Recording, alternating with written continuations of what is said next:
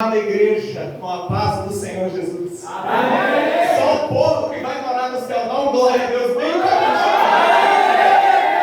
aleluia. Muitos dias, pessoas vêm dar para nós palavras só de vitória. Você consegue, você dá conta, você é capaz.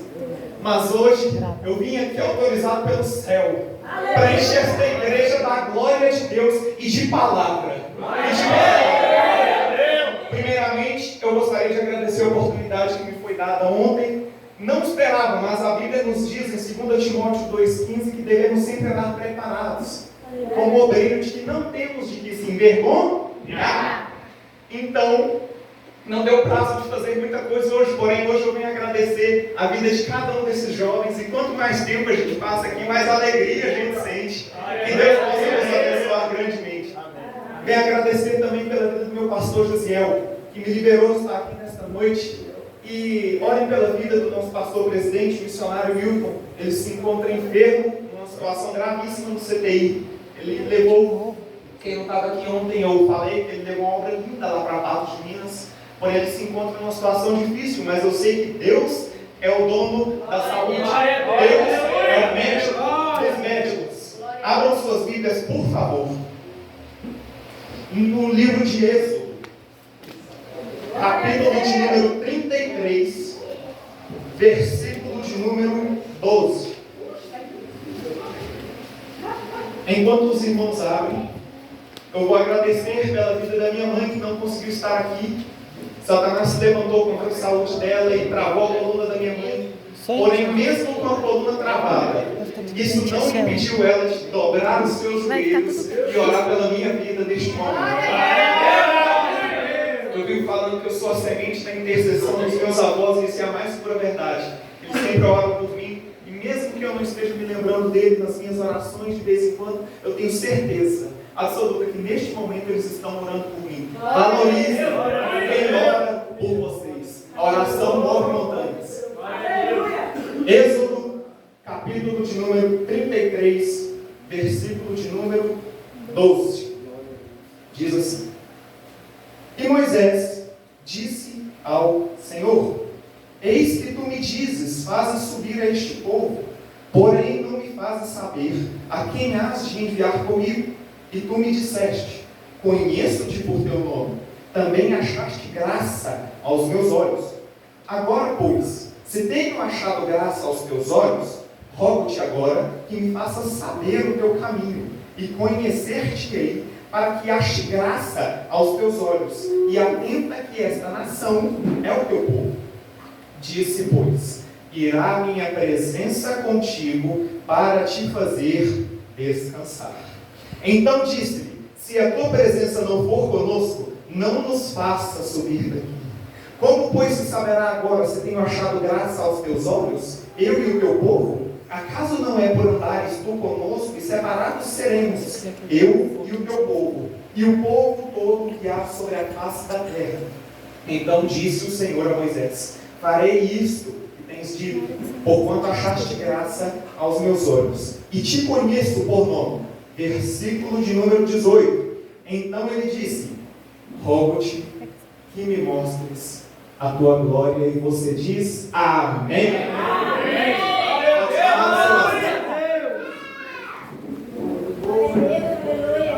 No versículo de número 13, ele disse então: Rogo-te agora que me faças saber os teus caminhos.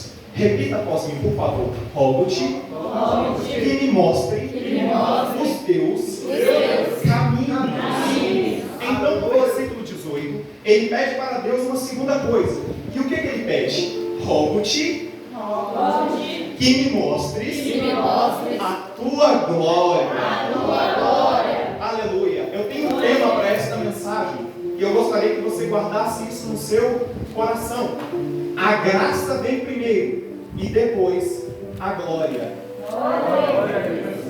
Nós percebemos então, no livro do Gênesis, capítulo 46, a partir do versículo 3, que Deus já tinha planos de salvação, que Deus já tinha planos de redenção e de fazer daquela nação, a saber, Israel, uma grande população, um grande povo da linhagem de Abraão.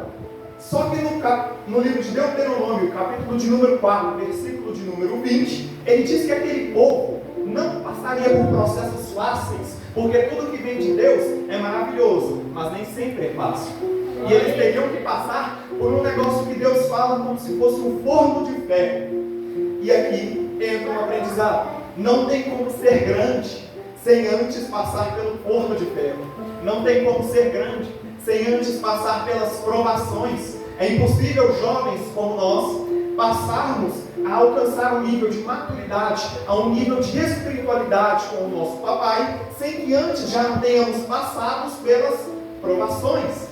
E é por isso que o pregador esta noite não veio te dar a vitória.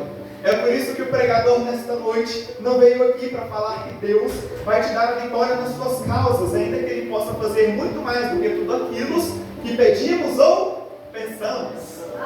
Eu vim aqui para quê então? Eu vim aqui para te dizer que em alguns momentos da tua vida, Deus não vai aliviar a carga, mas Ele vai fortalecer as suas estruturas e vai passar contigo durante todo o mar. Aleluia! Santo, santo é o teu nome.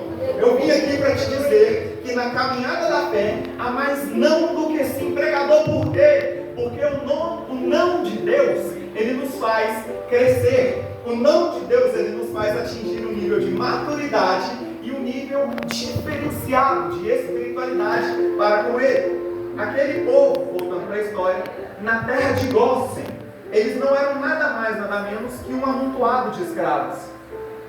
E então, percebe-se que eles nunca tinham visto Deus, porque antes de Moisés não tinha nada escrito.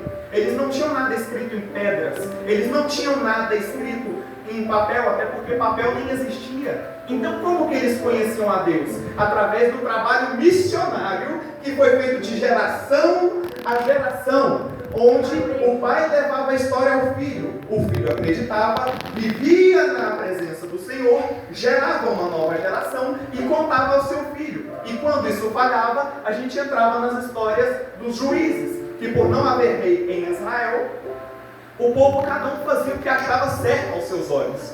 Porém, o povo até aquele período conseguiu levar esta história. E então, agora eles não tinham as escrituras na mão e nem tinham nada escrito para que eles pudessem acreditar que um Deus que um dia chamou Abraão, Isaac e Jacó e virou Israel e fez eles prosperar na terra da aflição, agora este mesmo Deus poderia os tirar da terra de um rei que os fez ser escravos. E então, eles eram um povo escravo, trabalhavam na margem do rio todo dia no sol quente do deserto. Só que naquela época houve 17 dinastias, sendo a última delas onde o pai botou o nome ao filho do nome de um território que vocês devem conhecer, o Ramsés. E então este rei fez um decreto, porque ele estava muito preocupado com o crescimento do povo hebreu. E aqui eu aprendo mais uma coisa: o nosso crescimento sempre vai incomodar alguém. Vou repetir: o nosso crescimento sempre vai incomodar alguém. Aleluia! Então, glória a Deus, o crescimento daquele povo começou a bater na cabeça de Faraó e incomodá-lo e tirar o seu sono, percebendo que algum dia eles poderiam simplesmente se revoltar e começar a querer tomar a terra do Egito. E então o que ele faz? Para tentar resolver este problema, ele manda fazer um decreto a fim de matar todos os bebês das hebreias do sexo masculino. E então este decreto veio depois de Faraó já ter mandado fazer outra coisa, para ver se eles paravam de gerar. E que decreto foi esse? Era para que as parteiras chegassem atrasadas, porque naquela época, com o conhecimento limitado, não era qualquer um que sabia fazer trabalho de parto, não era qualquer um que sabia chegar numa moça que estivesse dando à luz para fazer aquele devido trabalho. E se acaso precisasse fazer cesárea? Não era qualquer um. E então, o faraó conversou com as parteiras e disse o seguinte: vocês vão chegar atrasadas. E se acaso vocês chegarem atrasadas e ainda assim a moça não estiver dando à luz e der tempo de vocês fazerem o trabalho, porque vocês não vão chegar lá e dar pão na cara, o que vocês fazem? Vocês deixam nascer. Mas se for menino, dá aquela radinha no pescoço ali que resolve. Misericórdia. Mas esse decreto, ele veio depois de Faraó mandar aumentar as cargas dos hebreus. Se você não fechou sua Bíblia, você pode conferir isso em Êxodo, capítulo 1, versículo de número 22. Mas quanto mais aumentava a carga, mais eles cresciam, diz o texto. Quanto mais aumentava a carga, mais eles multiplicavam. Então Faraó observou que aumentar a carga daquele povo não fazia com que eles paravam de gerar. Quanto mais aumenta a luta, quem é espiritual vai pegar. Quanto mais aumenta a luta, mais eles dão glória a Deus. Quanto mais aumenta a prova, mais eles estão crescendo. Quanto mais está apertando, mais eles estão dando glória a Deus. Aleluia. Aleluia, Senhor. Glória a Deus. E então, Faraó percebia que eles não paravam de crescer, mesmo enquanto eles aumentavam as cargas, mesmo enquanto ele só tentava passar o povo hebreu para trás. E aí, dessa vez, ele pensou: eu vou além, eu vou adiante. Se eu não consigo fazê-los parar de gerar, nem com este decreto, nem muito menos com o aumento das cargas, eu vou fazer o quê? Vou matar. E entra o decreto que eu falei logo agora. E então, depois dele decidir que iria matar todas as hebreias, onde naquela época o sonho de toda mulher era constituir uma família com seu esposo, começaram a ter medo de gerar. Todas elas começaram a ter medo de produzir famílias, de produzir vida. Porém, aqui entra o mistério. Em tempo de crise, todas as tribos pararam de gerar. Em tempo de crise, Zebulon não gera. Em tempo de crise, Naftali não gera. Em tempo de crise, Dan não gera. Rubens não gera. Simeão não gera. Judá não gera. Mas quem é Levi nessa noite não para de gerar. Não para de gerar. Para Jesus.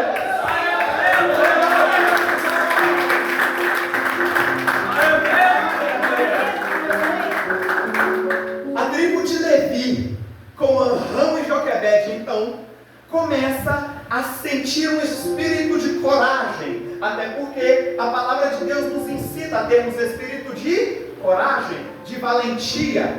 E o que eles obedeceram a esta ordem sem mesmo saber? Talvez os precursores, talvez não, antes já tiveram coragem. Antes deles já houveram povos que saíram de suas terras, do meio da sua parentela, e foram para uma terra onde eles não sabiam nem sequer onde era, e Deus ali os fez prosperar. Porém, Anrão e Joquebede disseram: se eles não geram, se eles não ganham almas, geramos nós, ganhamos nós. Se ele não dá glória, dê você por ele. Se ele não evangeliza, evangelize você por ele. Se ele não santifique, santifique você. Se ele não faz, faça. Glória a Deus, aleluia. Só que então, lendo essa história novamente, desde que eu perguntei, a missionária Elaine trouxe a palavra aqui ontem, qual seria o tema da mensagem? Ela me disse que o versículo tema era Êxodo 2:10. Eu comecei a ler novamente a história que está escrita em Êxodo, para entender, para refrescar na minha memória do que acontecia naquele período. Porque quando a gente lê, a gente esquece trem demais para trás.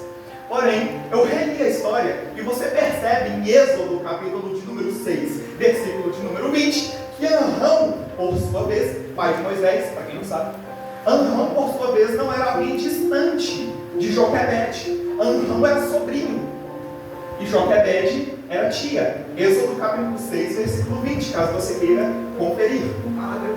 E então, deste fruto, deste relacionamento proibido, nasceu 3 crianças, sendo elas Arão, Miriam, posteriormente alguém que nós iremos conhecer por Moisés.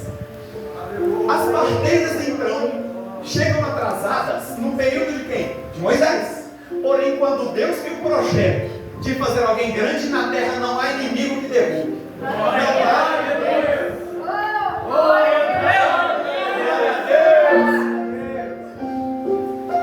as parteiras, no período do nascimento de Moisés, eram para elas chegarem atrasadas, mesmo em meio ao medo, Anão e Joquebede geraram. E ali nasceu Moisés. Só que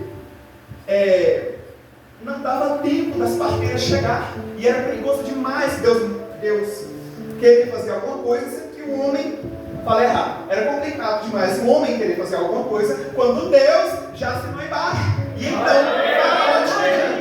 então Faraó tinha dito: matem, pelo amor de Deus, todos os hebreus, homens que estiverem nascendo, porque está crescendo demais. Esse povo não para de crescer, esse povo barulhento não para de dar glória.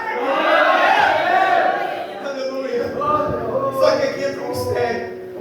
Quem gera em tempo de crise, preste atenção, quem gera em tempo de crise, aquilo que você gera, não dá tempo das parteiras chegar. Aquilo que você gera em tempo de crise, não dá tempo do inimigo matar. Mas quando as parteiras finalmente chegaram, e aí? O que aconteceu? Daí elas sentiram temor, diz o texto, porque Deus tinha projeto. E quando Deus tem projeto, eu quero ver quem que vai barrar. Então, elas sentiram temor e não lançaram aquele bebê nas garras da morte.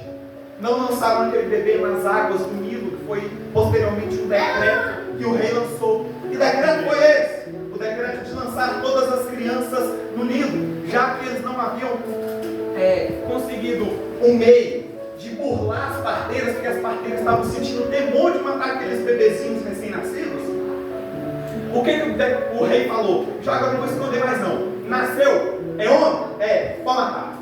Misericórdia. Só que então, você percebe que o Faraó mandou eles tacarem os nenéns aonde? Nas águas do rio Nilo. Agora entra outro mistério, aleluia. As mesmas águas que foram utilizadas para atacar crianças, para assassinar as crianças nas águas do Nilo, foram as mesmas águas utilizadas para colocar o cesto dentro do palácio. As mesmas águas que foram utilizadas para assassinar aquelas vidas, foram as mesmas águas que Deus colocou o projeto dele dentro do palácio. A mesma luta que te afronta é a mesma que te honra. A mesma prova que te persegue é a mesma que te direciona para o centro da vontade de Deus. Mas então, Moisés é direcionado através das águas para um lugar chamado palácio. Enquanto a filha de Faraó estava tomando banho, ele é direcionado a este lugar, porém eu não vou dar importância ao tempo que Moisés passou no Egito, até porque nem Deus deu importância. Tem um versículo apenas na Bíblia inteira citando palácio. O que eu quero dizer com isso? Que Deus não dá importância para você que acha que seu passado foi triste. Deus não dá importância para um tempo que tu ficou no palácio. Deus não dá importância para um tempo que tu passou longe da presença dele. Porque eu aprendo na palavra de Deus que um dia com a presença dele vale mais que 1000 em qualquer outro. Glória a Deus! Moisés então é direcionado pelas águas. E nós voltamos a conhecer ele um tempo depois. Pregador, quanto tempo? 40 anos. E então, 40 anos depois, ele, numa atitude completamente carnal, mata um egípcio. E como a ação tem uma consequência, um abismo chama outro. Salmos número 42. Ele tem que arranjar uma solução para este problema. E que solução que ele arranja? Esconder o cara na areia. Só que não adianta. Não adianta. Encontram e para isso ele tem que fugir para uma terra chamada Midian. Eu fui pesquisar mais a fundo o significado desta cidade. E Midian era um vilarejo, onde o nome desta cidade é um nome muito peculiar. Significa terra de conflito. Mas o conflito naquela época não era nos poços. O conflito daquela época não era nos camelos. O conflito naquela época não era uma batalha travada. O conflito daquela época não era uma batalha espiritual. Mas então, pregador, que conflito que é esse? O conflito não é no lugar. O conflito é dentro de Moisés. Mas que conflito que é este? Eu ainda não entendi. Calma que eu te explico. O conflito que eles estavam vivenciando era tentar viver, habitar, coexistir e ser pleno em dois mundos diferentes, em duas culturas diferentes, em dois planetas diferentes. E o que eu tenho para te dizer, jovem, quem quer ser pleno em dois mundos não é pleno em nenhum. Quem quer ser pleno no Egito e entre os hebreus não dá certo.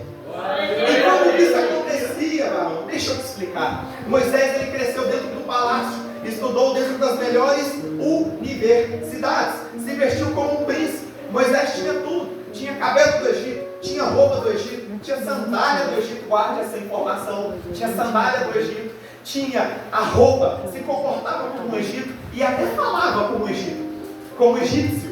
Então, ele chegava no meio dos egípcios e estava tudo bem.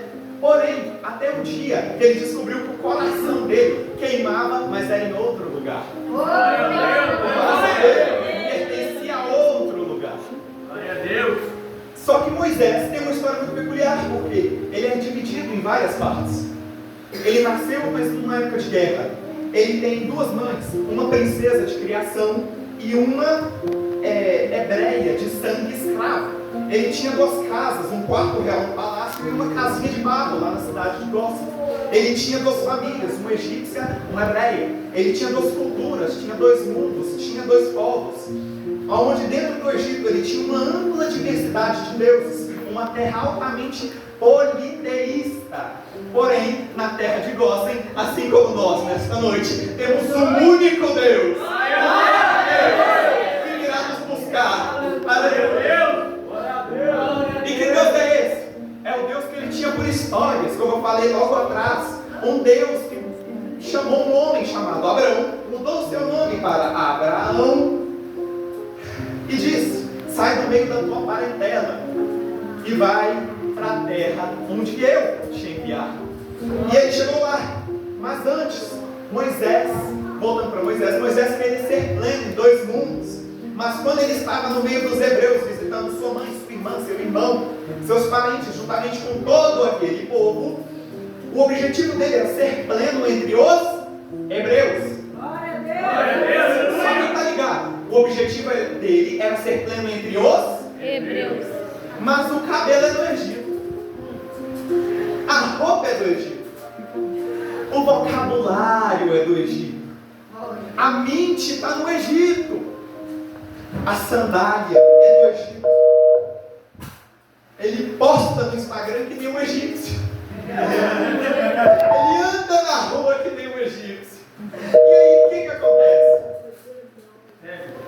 Quer ser pleno em dois mundos. Só que aqui o que eu falei, não dá para ser pleno entre os hebreus se tu parece um egípcio. Ai, misericórdia. Aí ele ia e voltava. Uai. Liga o Bluetooth, cara. Não. O aparelhinho. É o Bluetooth que tá com a bateria.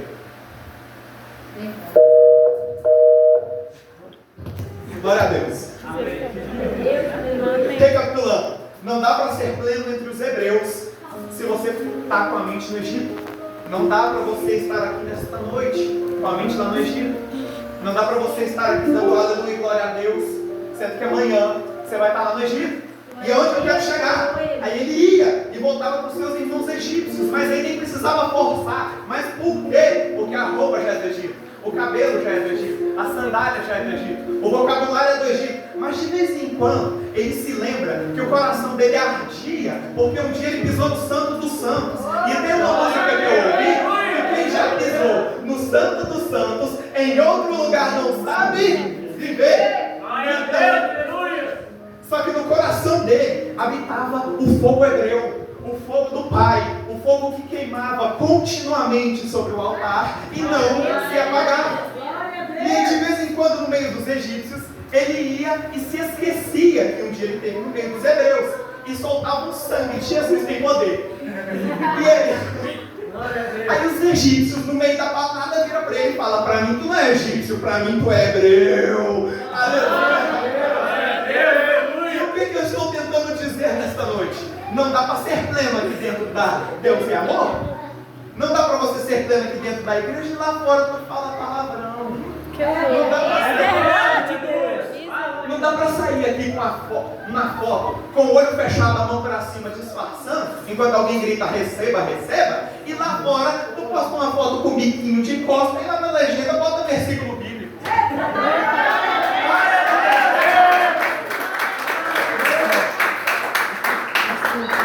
Não dá para estar aqui sentindo arrepios da presença do Pai e lá fora tu conversa com aquela menina, varão. Tu conversa com aquela menina do mundo. Então vê se acorda, chega em casa hoje e manda mensagem para ela falando que tu é assembleiano batizado no fogo.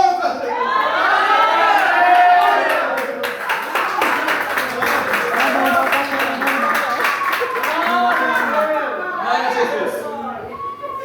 Só que agora Moisés tem 80 anos.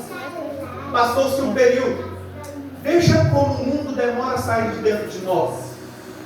Moisés passou 40 anos dentro do Egito. Porém, quando ele percebeu que o fogo queimava dentro dele, ele já tinha 40 anos. E então aconteceu a cagada que aconteceu. E ele teve que sair. Ele teve que sair. Foi para a terra de Midian. Estou recapitulando. E demorou apenas alguns dias para chegar à terra de Midian. Porém, demorou 40 anos para tirar o Egito de dentro de Moisés. E o cabelo já não é mais do Egito. Glória a Deus. A roupa já não é mais do Egito. O linguajar já não é mais do Egito. Jetro, sogro de Moisés, colocou ele no eixo, colocou ele na linha. E Moisés, para ocupar a sua mente, começou a trabalhar de pastor. Começou a trabalhar com pastoreio de ovelhas. Só que eu estava pesquisando a anatomia geográfica do Egito e percebi que a cada meio metro tem uma sarça. Então, no texto, você percebe que Deus fala com Moisés através de uma sarça. Só calma que eu vou chegar lá. Se Moisés ele estava caminhando e ele viu uma sarça e chamou a atenção dele, mas a cada meio metro tem uma sarça. A sarça, eu pesquisei foto dela, se os irmãos quiserem, podem pesquisar também, é uma coisa feia, desse tamanho, tem nem 1 metro de altura, feia, comum, se acha em todo lugar, e insignificante. Então, até que, todavia, um dia, a sarça estava pegando fogo. E o que chamou a atenção de Moisés não é a sarça, até porque sarça ele vem em todo lugar. O que chamou a atenção de Moisés era o fogo do lado de fora, que não consumia a sarça do lado de dentro. Aleluia! E aqui então, eu me deparei com 2 visões. Eu quero passar as duas, que o tempo me permite. É a visão do pregador e a visão de um teólogo. Vamos começar com a do pregador. Quando Moisés chegou para falar com quem está na sarça, porque não chegou para falar com a sarça, deve ter sarça no ar. Ele chegou para falar com quem estava na sarça. E então, ele ouve uma voz. A voz chama Moisés. E Moisés logo pensa, ai meu Deus, é agora. É agora. Esse é o Deus que falou com Abraão, falou com Isaac, que falou com Jacó, falou com Israel. E esse mesmo Deus que um dia falou com eles, agora esse mesmo Deus vai falar comigo. Eu vou cansar de ouvir história e eu mesmo vou presenciar, eu mesmo vou sentir. Mas aí ele chega para falar com Deus. E Deus, ele conhece os nossos pensamentos. E antes mesmo que Moisés pudesse pronunciar isso que eu já te disse, Deus falou para ele: tira as sandálias. Tira as sandálias. Pregador, por quê? Eu não tenho o cabelo do Egito mais. Eu não tenho a roupa do Egito mais. Eu não tenho mais o falatório do Egito. Eu não tenho mais o comportamento de um egípcio, Deus. O que me impede de ser usado? É porque tem algo debaixo da sua sandália, Moisés, que te impede de ser usado. Aleluia. Pode estar neste congresso, pode estar aqui com a blusa da Deus e Amor, com essa blusa linda, maravilhosa, por sinal que vocês fizeram. Pode estar aqui dando glória a Deus e aleluia, até ter ensaiado umas línguas estranhas. Porém, se debaixo da sandália tem poeira, porque lá fora pisou em lugar que não era para pisar, não dá para te usar. Por quê? Porque a terra que eu tenho para você pisar, Moisés, ela é santa. Porque o Deus que você adora esta noite, ele é santo, santo, santo para todos sempre. Aleluia. E aqui não sou pregador e sou teólogo. Segunda visão, não me perdi. Por que Deus mandou ele tirar as sandálias dos pés? Por quê? Você deve estar pensando no que eu acabei de falar. Porém, temos uma outra vertente. E que vertente é essa? Porque no Egito, toda divindade egípcia, quando era adorada, quando era cultuada, eles faziam o quê? Tiravam as sandálias dos seus pés. Por quê? Porque o lugar em que eles estavam pisando era santo? Não, por causa de um negócio chamado reverência. Por causa que até em lugares que não é o santo dos santos, porque até em lugares que não cultuam o único e verdadeiro Deus, eles têm reverência. Então por que nós chegamos aqui de qualquer jeito? Quando Deus fala para Moisés, tira as sandálias, tira as sandálias dos teus pés, o que ele está querendo dizer, pregado? Eu não sou nenhum Deus daqueles que você conheceu no Egito. Eu sou o único Deus e o verdadeiro. Tira a sandália, Moisés. Tira a sandália. Aleluia, glória a Deus. Porque eu sou o único de ser adorado, o único digno de ser adorado. Não só hoje, mas para todo sempre.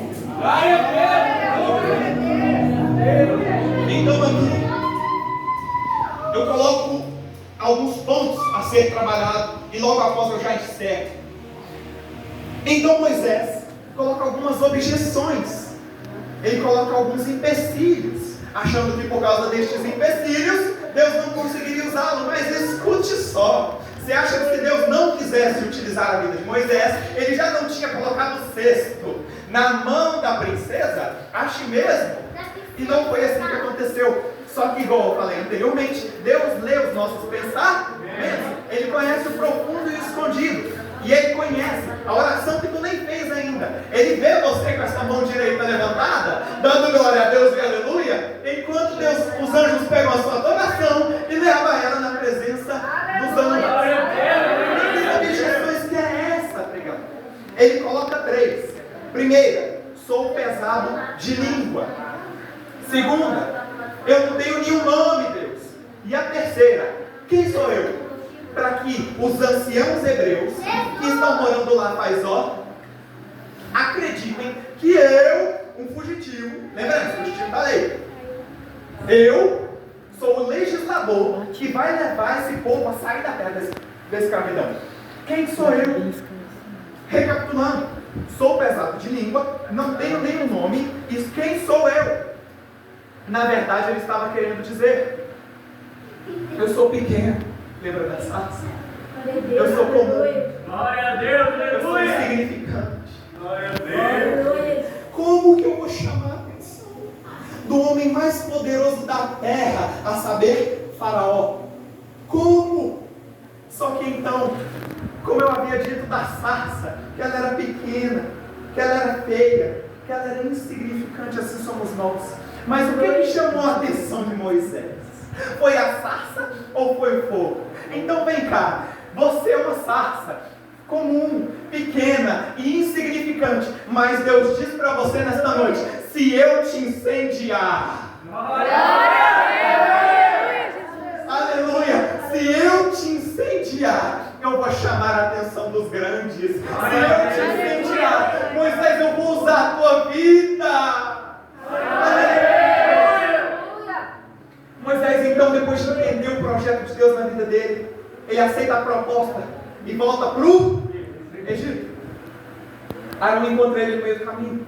Eu não vou entrar aqui, porque senão eu vou ficar, vai virar vigília. Deus, depois de 10 sinais dentro do Egito, eles conseguem finalmente sair de lá. Mas num dia, Deus pediu para Faraó, Moisés pediu para Faraó, depois de tanta resistência, Faraó permitiu que Moisés pegasse aquele povo que já não sabia nem o que era ser livre, mas e saísse com este povo de Ramsés e de uma terra chamada Sucote e fosse adorar 3 dias no Egito.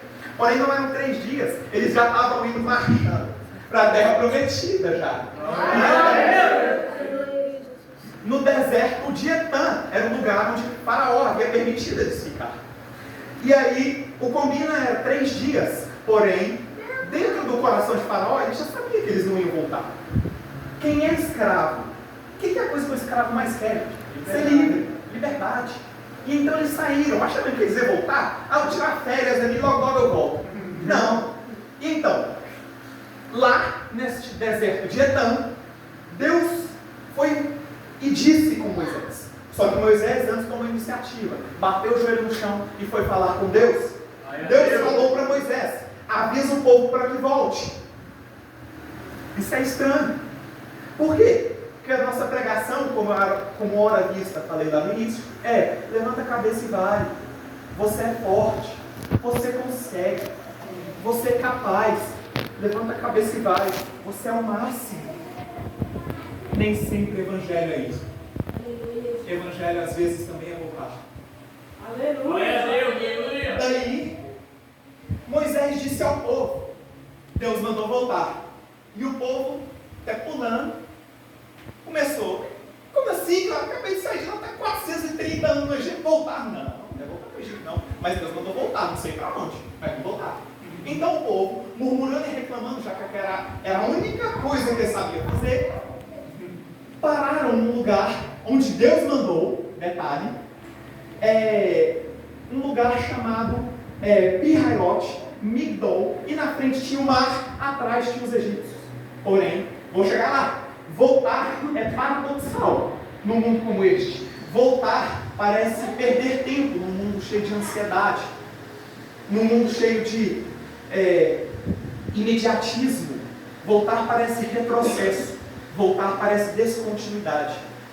Só que então, mesmo murmurando, aquele povo voltou. E quando voltou, eles estavam andando, reclamando até do pão que comeu ontem. Nem estava nem lembrando disso, começou a reclamar. E aí quando ele chegou em certo lugar, Moisés ouve em alto e bom som: é aqui. E aí ele para. E quando ele para, vem igual um comboio. Quando para de uma vez da frente, vem os outros para trás. E ele parou. E o povo começou a reclamar: o que nós está fazendo aqui? Por quê? Eles olharam para a direita, apontando para o rumo de vocês. Apontou para a direita, tinha Pi-Hahirote. Olhou para a direita, olhou para a esquerda, Migdol. O que significa Pi-Hahirote? Montanha da esquerda. O que significa Migdol? Montanha da direita. E para frente o mar. Olhou para trás, Deus endurece o coração de Faraó. Faraó e os egípcios saem atrás daquele povo, dos coitadinhos, aniquilar eles lá. E porque eles se arrependeram de ter deixado o povo ir, e estão vindo por detrás, ou seja, formou um cerco.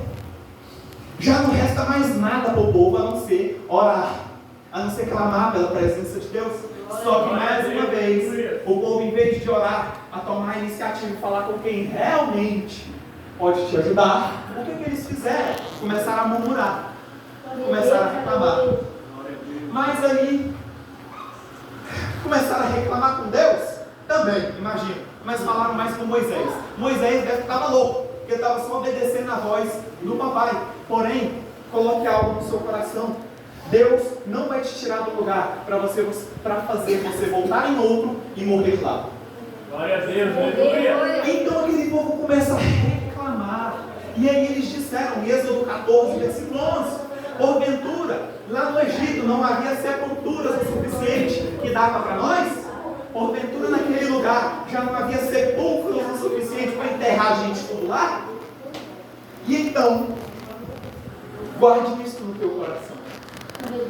Do lugar que você saiu, tu não volta mais lá para morrer.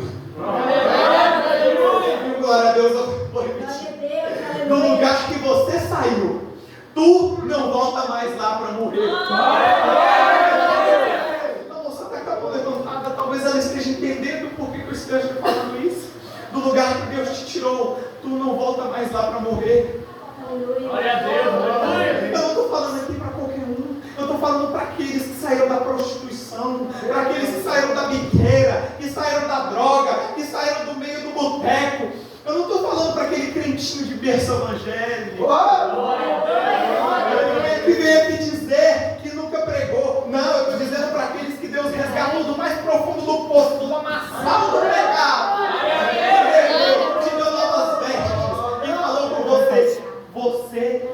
partir de hoje é filho. Glória a Deus. Do lugar que Deus te tirou, tu não volta lá mais para morrer. Aleluia, papai.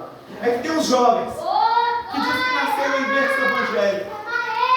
Não tem aqui na Lagoa Formosa para comprar. Não tem lá em Patos para comprar. Não tem em Minas, não tem em Carbonita. Não tem em lugar nenhum do mundo para comprar um desse. Até porque não existe. Ninguém nasceu em berço evangélico. Todos nós nascemos o quê? Mortos, enterrados em pecados. Já te adianto. Se nessa vida tu nascer uma vez, tu morrerá duas. Se nessa vida você nascer uma vez, tu morrerá duas. Se nesta vida tu nascer duas vezes, tu morrerá uma. Entendeu não? Nicodemos, doutor da lei, talvez morreu sem pegar. Vamos lá. Se dessa vida você nascer uma vez, esquece o berço evangélico, que isso não existe. Se você nascer uma vez do ventre da tua mãe, tu morrerá duas. Aqui e o juízo final, dando a segunda morte. Porém, se desta vida tu nascer duas vezes, primeiro do ventre da tua mãe, segunda da água e do Espírito, ainda que esteja morto, viverá. Aleluia!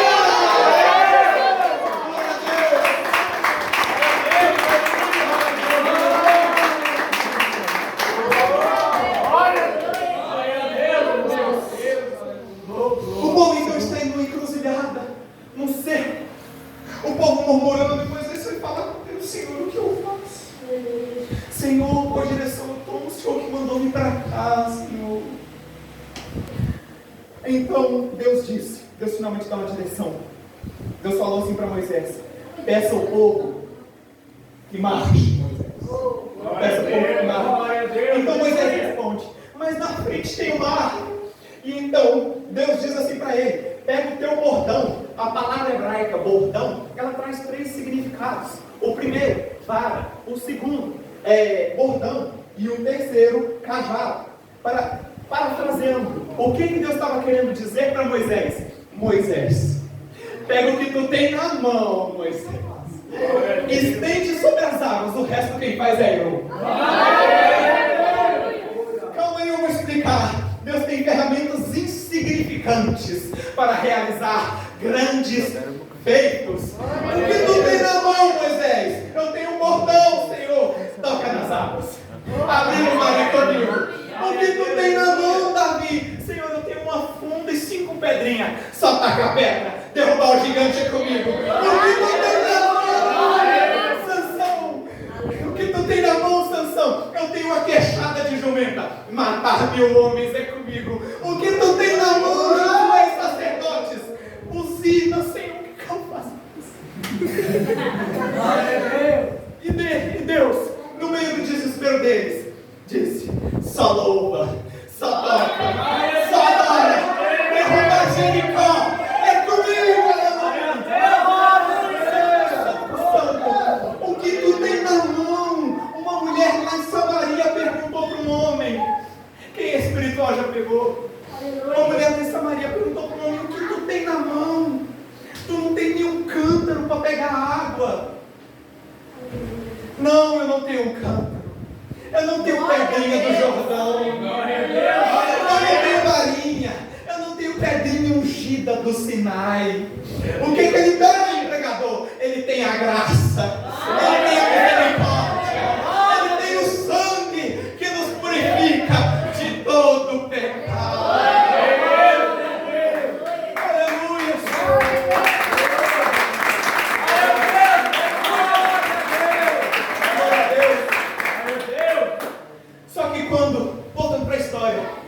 Quando o mar vermelho vai abrir, tinha um anjo na frente e a coluna de fogo estava à frente. Só que aí, o que aconteceu? Diz o texto que a coluna de fogo e o anjo foi atrás. Mas é claro que eu já ouvi música falando que ele vai à frente, abrindo os caminhos. Porém, tem vezes que Deus age em meio às improbabilidades. Deus não age segundo a nossa capacidade, até porque se fosse segundo a nossa capacidade, não teria o verso. Deus é capaz de fazer tudo aquilo que que pedimos ou pensamos em muito mais além. E então, desta vez, o anjo do Senhor, juntamente com aquela coluna de fogo, eles vão atrás. E aí eles estão lá, marchando, o povo está obedecendo. Não está entendendo nada, mas está dando glória a Deus. Não está entendendo nada, mas está lá marchando. E aí, a coluna para os hebreus, isso aqui eu fiquei impactado na hora que eu peguei esse mistério. Segura, a coluna para os hebreus clareava o ambiente para eles fazer o quê? Passar entre as águas do mar vermelho. Mas para quem vinha atrás perseguir, era escuridão para não te ver. Eu não vim para fazer barulho, eu não vim para você cutucar 2 ou 3 irmãos enquanto eu engrosso a voz. Eu vim para dizer uma coisa: Deus está confundindo os inimigos. Aquilo que para eles é escuridão para não te ver, para nós é luz. Aquilo que para eles é escuridão para não saber nem sequer onde estão, para nós é o caminho, para nós é a verdade, para nós é o caminho aberto para passar. E quando aquele povo passa, eles vão caminhar por 40 anos. É claro que eu não vou entrar nos 40 anos. Se eu não entrei nem nos 10 sinais, eu vou entrar em 40 anos, não vai acabar esse esquema não. Mas vamos lá. Mas por 3 meses, tem uma parte que eu gostaria de frisar. Eles ficaram num lugar chamado Sinai. E aqui eu aprendi algo. O que eu aprendi? Quando Deus falou com Moisés a primeira vez, depois de Horebe, para quem não sabe, é o mesmo que Sinai.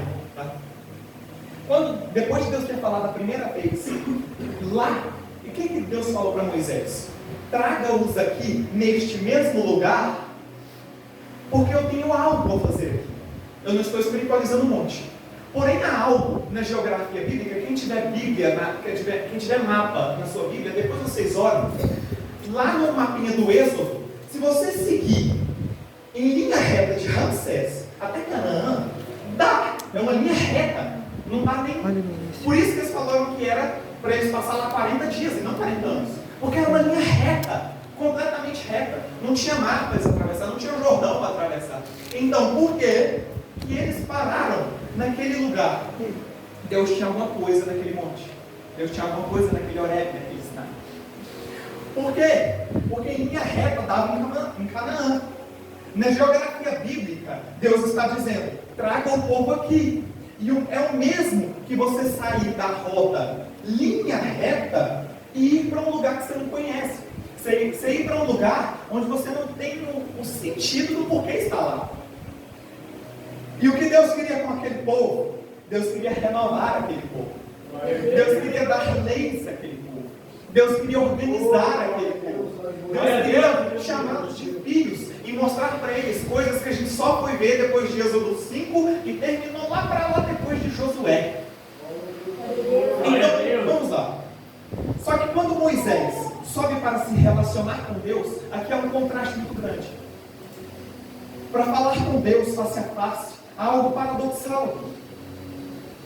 Nos pés do monte, enquanto ele adorava e sentia a glória de Deus, nos pés do monte a incredulidade, o povo duvidando, o povo fazendo um bezerro de ouro, a idolatria.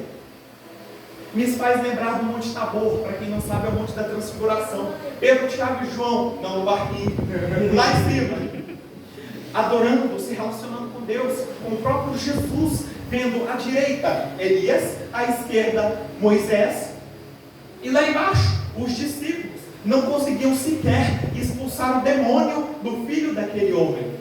Olha que contraste. Uns estão sentindo a glória no ápice, enquanto outros esqueceram-se de Deus. Enquanto outros, talvez igual ao caso dos discípulos, estavam se lembrando de Deus, porém não tinham mais aquela autoridade, não tinham mais aquela graça, não tinham mais aquele temor. Então, eu percebo que na igreja, não somente aqui em Lagoa, lá em Patos, em qualquer lugar do mundo, continua a mesma coisa.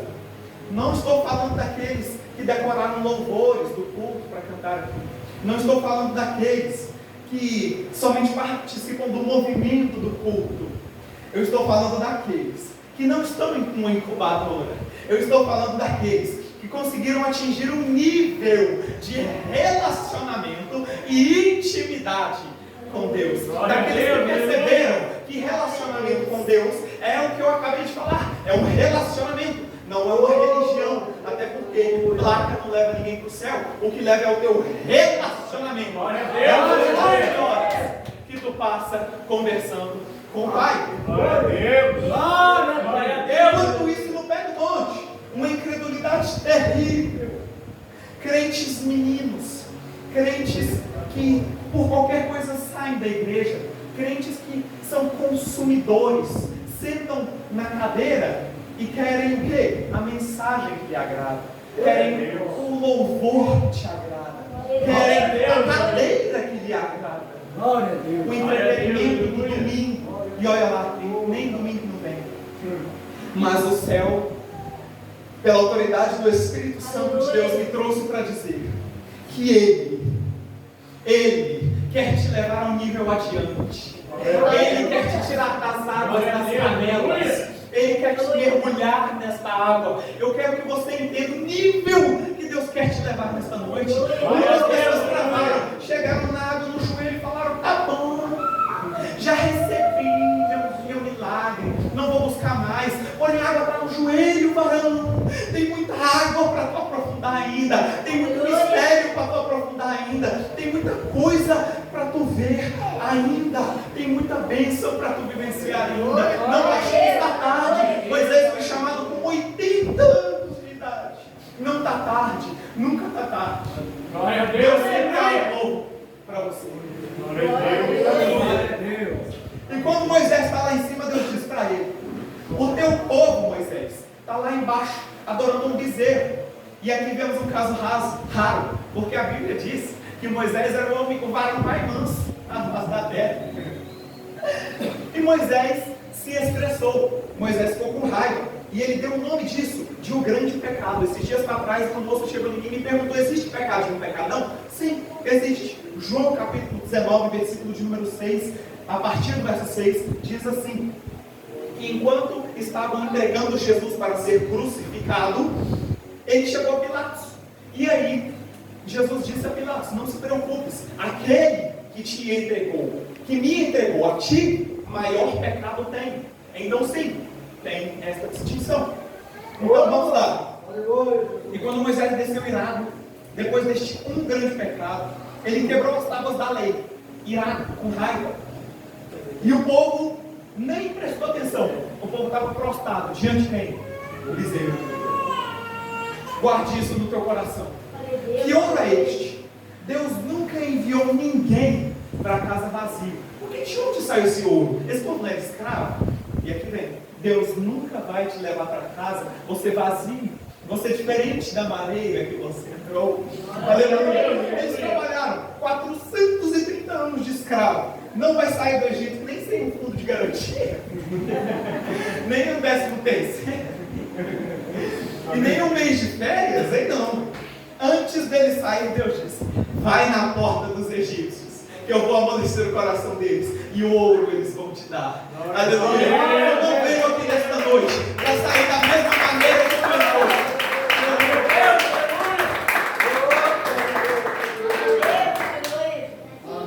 Guarde isso aqui no teu coração. Quando nós entregamos todo o ouro que Deus nos deu para o bezerro, o tabernáculo de Deus tem que ser de madeira. Vou repetir. Quando nós entregamos todo o nosso ouro para o bezerro, o tabernáculo de Deus tem que ser de madeira. Quando nós damos o nosso melhor para o bezerro, o tabernáculo de Deus fica corrompido. Entregue o seu melhor para Deus. Se doe para Deus. Não importa quem está do seu lado, quem sentou do teu lado, se tem alguém que tem vergonha, não. E se fosse hoje que Jesus viesse te buscar, como ele te encontraria? Ele te encontraria pulando e dançando na presença do rei, ou ele te encontraria com vergonha porque uma varoa sentou do seu lado? Qual foi, varão? Faz isso comigo não. Mas vamos lá. Moisés quebra tábuas da lei. E ele pergunta: quem pode tirar a espada para guerrear conosco? Quem pode? Zebulon, então, as tribos não tirou a espada.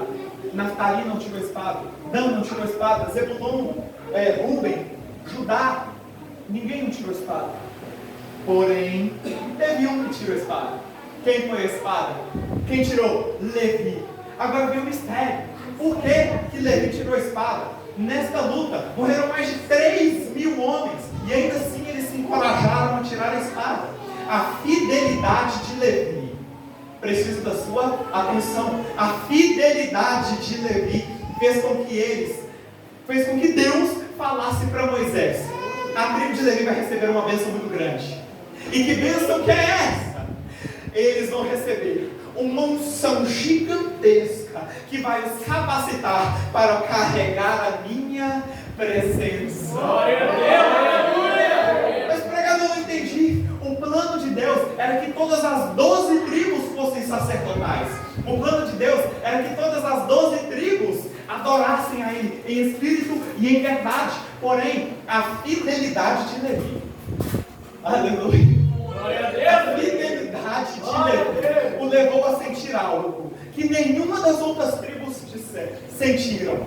Quer ter sucesso na vida? Vai com Jesus até o fim. De 5.000 homens que comeram pão e peixe na multiplicação, sobraram 4.000 para a segunda multiplicação. Destes 4.000, somente 500 viram Jesus ressuscitado. Destes 500, somente 320 saíram para uma viagem missionária. Desses 320, somente 70 saíram para mais outra viagem missionária.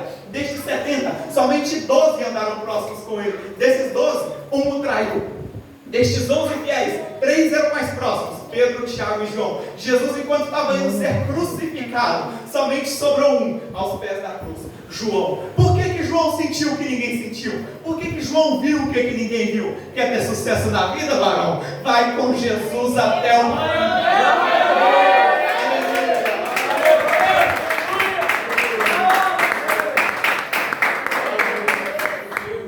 Levi então foi separado. Levi teve que ser diferenciado de todas as outras tribos, porque eles estavam carregando a presença de Deus. Só que isso aqui vem para nós. Depois de nós recebermos a presença do Pai, a mesa que não nos cabe, a mesa que não nos recebe mais. Porém, não fique triste. Tenho uma boa notícia para você. Por mais que aqui não te aceitem, existe um. Existe um. Ele está com os braços abertos, te esperando. Deus então faz um convite para Moisés. Que convite é esse? É um convite para apagar todo aquele povo da linhagem, matar todas aquelas tribos, de exceção a Levi, e começar um novo povo a partir da geração de Moisés. Isso aqui já não é mais para os jovens, isso aqui são para os obreiros. A mesa que não nos cabe, a convite que não são para nós aceitarmos. Se ele era uma proposta muito boa, estava vindo de Deus, só que o que Moisés tomou uma atitude naquele tempo? Ele falou assim para Deus: Senhor, se tu fores matar aquele povo, mata a mim também, e risca o meu nome do teu livro, risca o meu nome do teu livro. A mesa que não nos cabe, há propostas que não são para nós. Porque se fosse qualquer outra carne, teria aceitado. Quando fala de Israel, já vem primeiramente Abraão, Isaac, Jacó. Porém, se matasse todo aquele povo e começasse uma nova, ia lembrar de quem? De Moisés. O meu nome ia estar no cartaz, o meu nome ia estar no palco, o meu nome ia ser glorificado. Porém, não é assim. Não é assim. Tem mesa que não é para nós. O nome só dele tem que ser. Glória a Deus! Aleluia, Senhor. Moisés, então, estou acalmando, foi aquele que escreveu os Salmos 90. E ele escrevendo os Salmos 90, ele disse: com 70 anos até vai. Só que com 80 anos, chegou 80 anos, pode matar. É enfado. Aí Deus virou para ele: ah, é, Moisés? É. Chegou com 80. Aleluia. Aleluia, Senhor. Glória a Deus. Então Moisés foi chamado com 80 anos. Ele, Deus, no caso, Ele usa de maneiras que nós não esperamos. Como assim? Às vezes, Deus pode chamar aquela neném, que nem sequer falar direito sabe ainda. Deus às vezes pode chamar um Samuel, parafraseando, como Deus também pode chamar um Moisés, pode chamar a dona Geni, como para lá de 80, e pode usar e falar: o meu nome será glorificado na tua vida. Por quê? Porque Deus não vê como o homem vê. Eu posso pegar qualquer jovem desse e incendiá-lo, e depois de incendiá-lo, o nome dele será glorificado. Aleluia. E deve então ter se lembrado em Êxodo capítulo 6, e aqui eu entro no texto que acabamos de ler e já fui. Êxodo capítulo 6, Deus diz para Moisés: eu sou o Senhor que apareci para Abraão, Isaac e Jacó. Para quem gosta de Bíblia, isso aqui é maravilhoso. Mas pelo meu nome, o Senhor, este o Senhor, nas nossas Bíblias, em Êxodo capítulo 6, está com todas as letras maiúsculas. Por quê? Porque quando o copista, lá antigamente, se deparou com o nome impronunciável de Deus, ele não se achou digno de escrever. Não vou chegar lá. Quando Deus apareceu para Moisés no deserto, ele disse: o meu nome eu nunca revelei para ninguém. Abraão me conheceu como Deus Todo-Poderoso, Jacó me conheceu como Deus de Betel, mas o meu nome, o nome impronunciável, eu nunca tinha sido conhecido por ninguém. Estou revelando para ti, Moisés.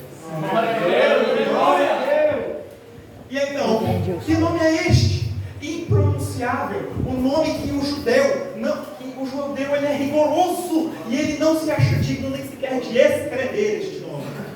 Yud-He-Vav-He, Y-H-W-H, botando vogais, fica conhecido como Yahvé, Jeová. Chegou no grego, não tinha o Y, Jeová. Agora, fez sentido? O nome impronunciável era este, Yud-He-Vav-He. E este nome ele nunca tinha revelado para ninguém. O copista, quando se deparava com este nome, ele jogava a pena fora, jogava a tinta fora, jogava toda a roupa que ele tinha fora, comprava novas vestes, passava por rituais rigorosíssimos de purificação. 7 dias depois, ele pegava uma pena que nunca tinha sido usada e trocava. Chegava na hora, ele não conseguia escrever.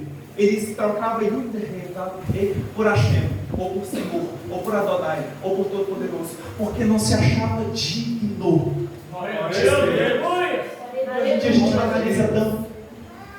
Vai com Deus, não sei o que com Deus. Ai meu Deus. Os caras não se achavam digno de sequer escrever.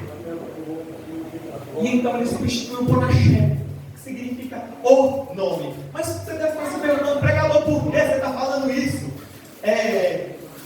Quando Moisés perguntou: eu vou no nome de quem? Deus falou para ele.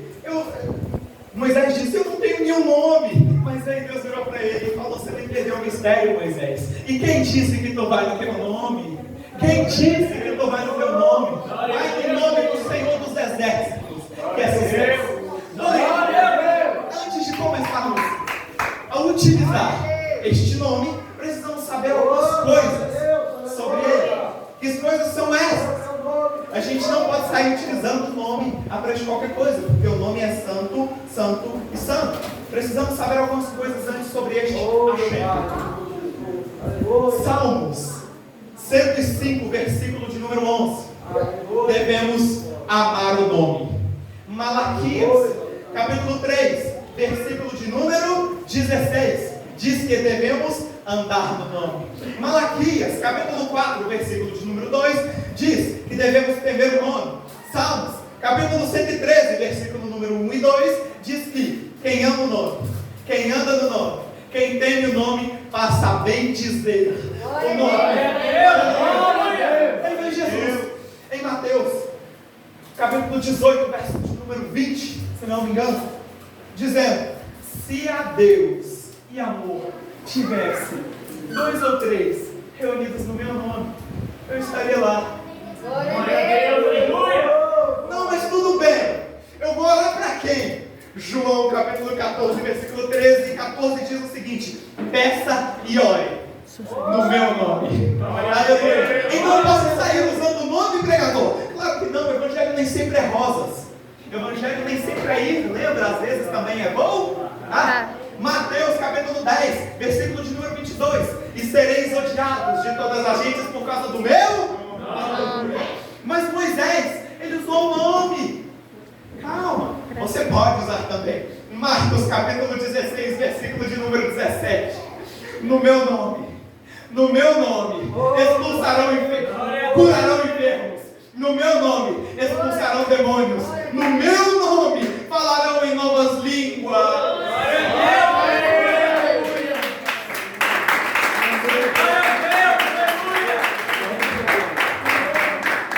Mas por que ele tem esse nome? Este nome que o autor dos Hebreus diz que é um nome maravilhoso, maior até que os dos anjos.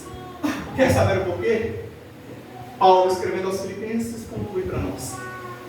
É que ele mesmo sendo Deus, não teve por usurpação ser igual a Deus. Aleluia! Antes a si mesmo se esvaziou, assumindo a forma de servo, escravo, tomou a forma de servo, assim mesmo se humilhou e foi obediente até a morte de cruz. Pelo que Deus, soberano, o exaltou soberanamente.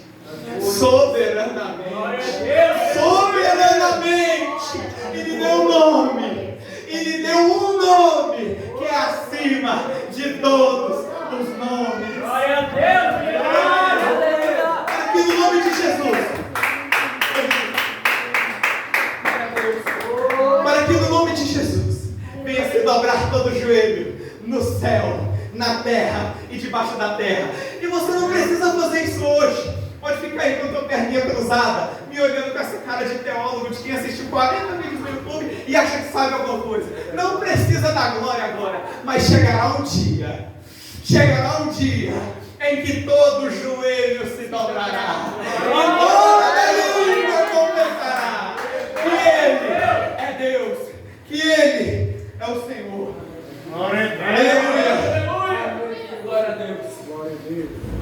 Senhor, Moisés dizendo: o Senhor me revelou que é o teu nome, eu já tenho intimidade contigo. Então, por favor, Senhor, eu te peço duas coisas. Preste atenção. Eu te peço duas coisas. Rogo-te, pedi para vocês repetirem lá no início.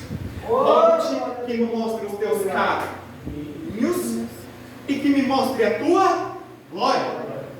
A graça vem primeiro, mas depois a glória.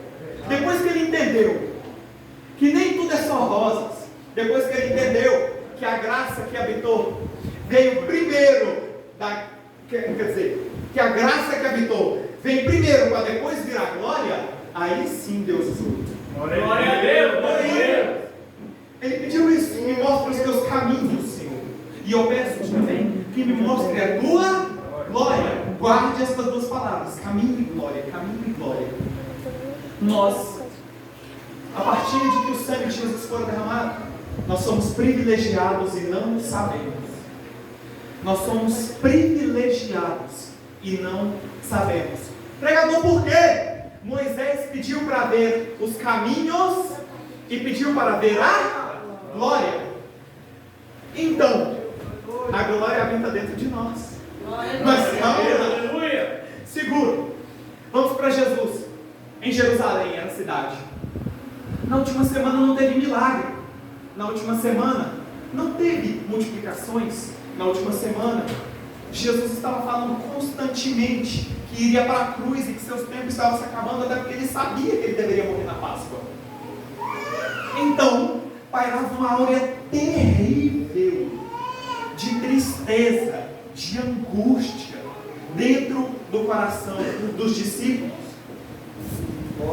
Moisés pediu para ver a glória que percorreu o santuário, a glória que entrou dentro daquele templo de Salomão e que nenhum sacerdote conseguiu sequer ficar de pé.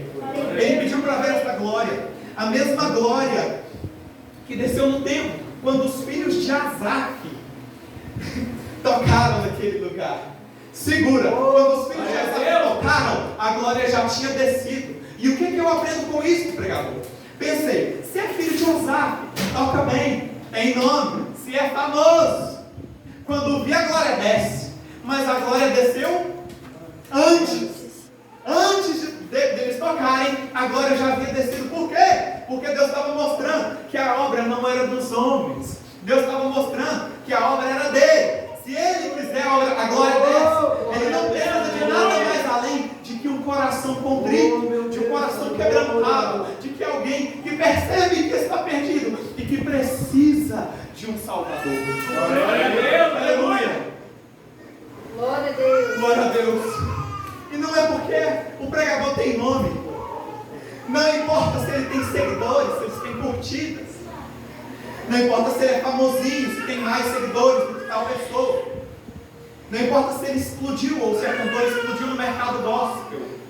Na Deus e amor, a glória desce. Não pelo pregador. Na Deus e amor, a glória desce pelo nome de Jesus. A glória desce pela graça.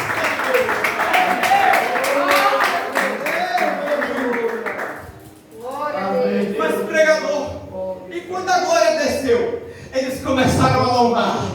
E quando eu louvor, Deus é bom, e a sua benignidade ela dura para sempre. Mas por quê? Porque Deus é bom, e a tua benignidade ela dura para todos sempre. Pergunte bem forte, cadê a glória? Pergunte bem forte, cadê a glória?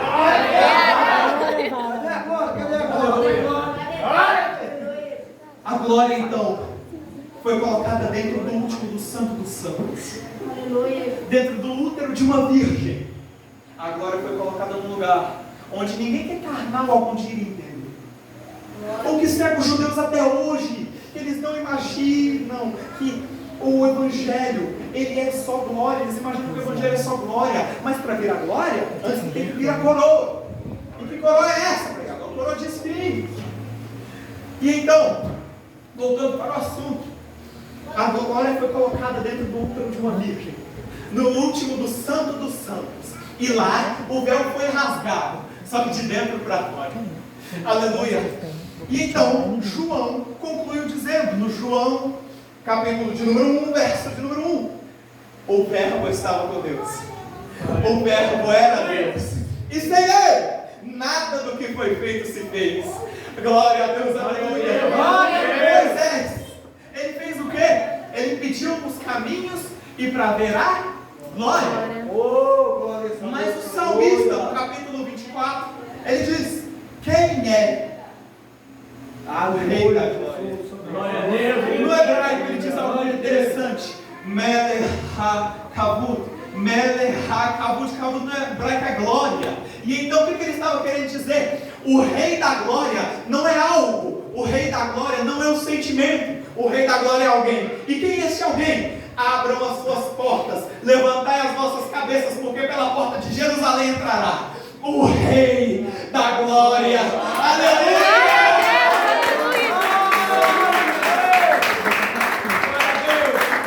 Ele é o rei da glória.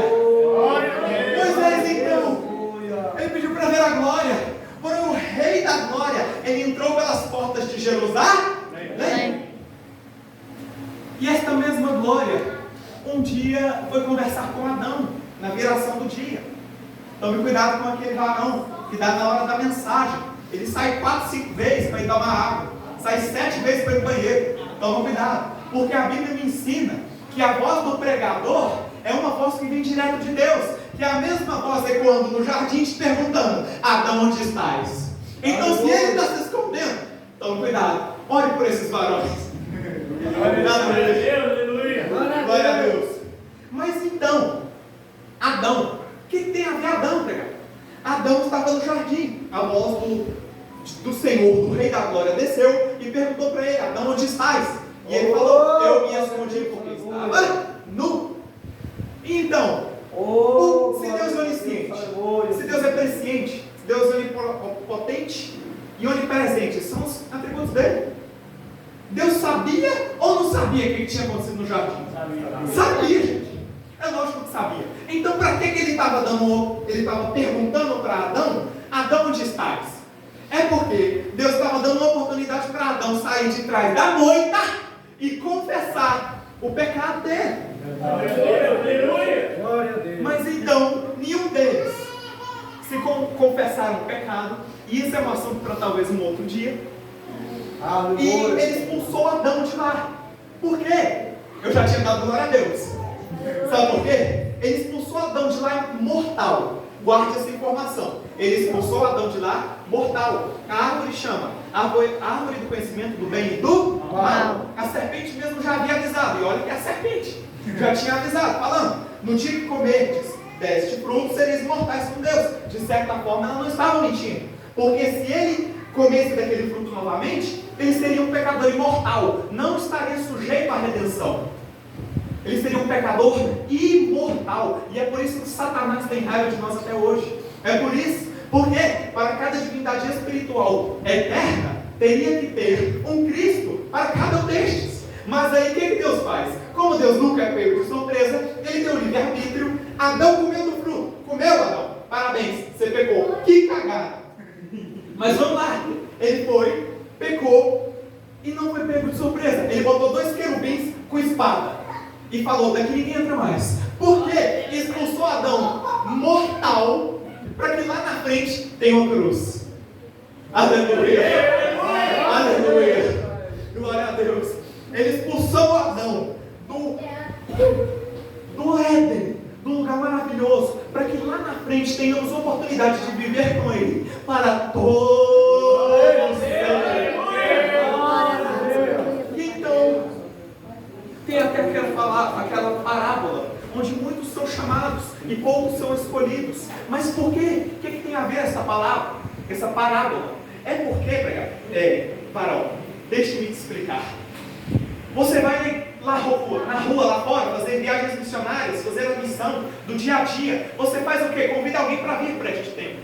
E quando você convida, a pessoa fala: não hoje não, talvez não dá, tem compromisso. Então Deus, quando você estava voltando para trás, olhou lá dentro da tua consciência, viu que tu estava desanimado, mas falou assim: não desanimes, vai lá na biqueira, vai lá no boteco, vai lá no fundo do poço e chama um. Mas aí, voltando para a parábola, ele falou assim para o rei, o servo: mas Senhor, os que eu realmente queria que viessem, não vieram. Então, ele mandou ir lá nos pobres. E aí, quando ele foi nos pobres e chamou aqueles que realmente precisavam de arrependimento, ele chegou no templo de novo. E que foi a conclusão? Traz mais mesa, traz mais cadeira, traz mais cadeira. Porque hoje a salvação entrou dentro desta casa. Glória a Deus, aleluia.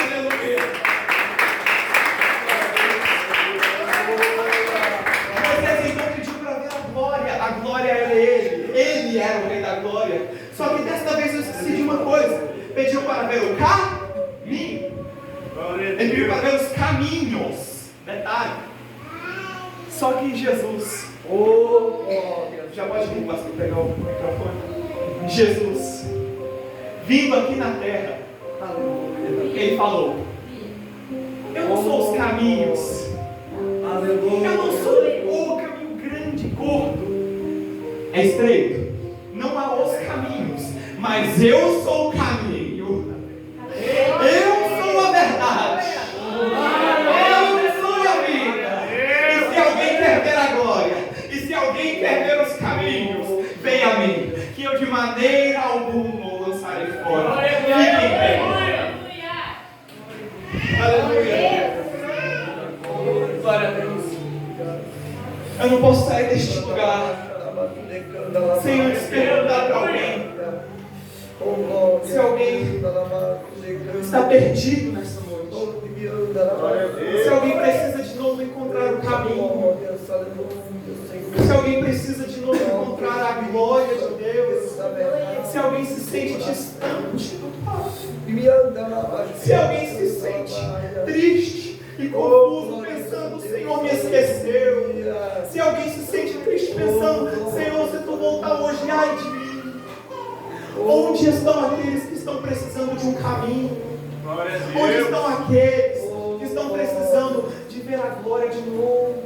Onde estão aqueles que estão precisando? Oh, glória a Deus. Eu renovo do Evangelho novamente na sua vida. Saia do teu lugar, vem aqui à frente, por favor. Eita, Glória a Deus. Glória a Deus, aleluia. Glória a Deus, aleluia. Talvez você pense, glória a Deus, tem o primeiro, tem o segundo. Bate palma para Jesus, aleluia. Glória a Deus. Tem o primeiro, tem o segundo. Talvez você esteja pensando, Senhor, eu estou muito bagunçado. Senhor, eu não estou sentindo mais a tua presença, Senhor. Vai trabalhando. Eu não sei mais o que é ter a tua glória. Eu esqueci o que é arrepiar diante da tua presença. Eita, Glória a glória. Deus, aleluia. Eu esqueci, Jesus. Eu estou com medo de perder a minha salvação. Vem aqui à Oh, frente. glória. Nunca é tarde para você. Nunca é tarde. Assim como Deus pode chamar o bebê, Deus também pode chamar qualquer um e fazer dele grande, e escrever teu nome no livro da vida. Deus está com vocês nessa noite. Glória a Deus. Se assim não tem mais, almas para Jesus. Feche os teus olhos, por favor, vocês que estão aqui à frente. Vocês da igreja, estendam suas mãos para cá. São almas, gente. Somente quem sabe o valor de uma alma entende a alegria que é isso aqui. Glória a Deus, aleluia. Coloque a mão no teu coração, por favor. Aleluia, Senhor, vem da Aleluia, Senhor. Repita após mim, por favor. Senhor Jesus, eu sei que me distanciei. Eita, papai. Eu sei que não estou sentindo mais a tua glória como eu queria sentir. Senhor Jesus, eu me encontro muitas vezes com medo e muito triste, Senhor. Porém, a tua presença irá me confortar. A tua presença será o meu sustento. Porque a mesma glória que um dia me atraiu é a mesma glória que irá me sustentar. Fale assim: Glória a Deus, aleluia. eu aceito Jesus como meu único e suficiente Salvador da minha vida.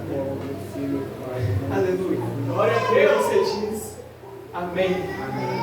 Glória a